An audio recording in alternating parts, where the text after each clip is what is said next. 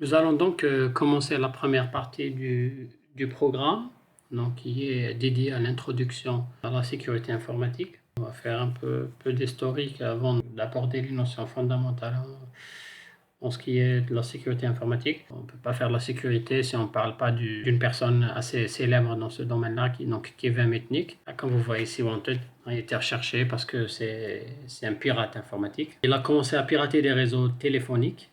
Il a il a attaqué les machines d'une entreprise qui s'appelle donc Timomora, qu'il a pénétré dans un serveur de messagerie d'une entreprise Weld. Il a pu accéder à la boîte mail de Markov, qui est un journaliste. Il a servi 5 années en prison et interdit d'utiliser un ordinateur pendant 2 ans, qui était vraiment très dangereux dans ce qui est de piratage informatique. Aujourd'hui, donc depuis 2000, il est consultant en sécurité informatique. Bon, ben voilà, donc il était wanted et tout. Donc après, il a acquis quand même une certaine expérience étant pirate.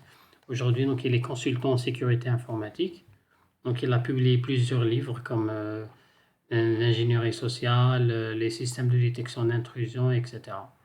Donc ça représente une référence en ce qui est de la sécurité informatique. Donc, un deuxième événement qui a bouleversé aussi le monde de la sécurité informatique, donc c'était en février 2000. Donc soudainement, il y avait plusieurs serveurs web majeurs qui étaient inaccessibles, c'est-à-dire non fonctionnels. Donc de très très grandes entreprises comme eBay, CNN, Amazon et Microsoft ont été inondées par un flux énorme d'informations. Donc ils recevaient une très très grande quantité d'informations avec un débit très intéressant atteignant les 1 gigabit par seconde, ce qui a causé leur arrêt complet. Après cela, donc, il y avait un suspect qui était, c'est-à-dire le pirate en question, qui a causé cet arrêt de ces serveurs-là. Donc c'était un jeune enfant de 15 ans.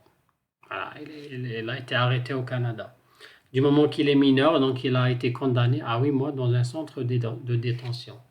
Comme on va le voir, avec un programme automatique qu'il avait conçu, donc il a pu pirater 75 machines, effectuant donc des attaques qu'on appelle déni de service distribués sur leur serveur FTP. Rappelez-vous, serveur FTP, c'est un serveur de téléchargement de fichiers. Donc cet enfant de 15 ans, il a pu bloquer tous ces serveurs de grandes marques grâce donc à une attaque appelée déni de service distribué, qu'on aura à développer par la suite.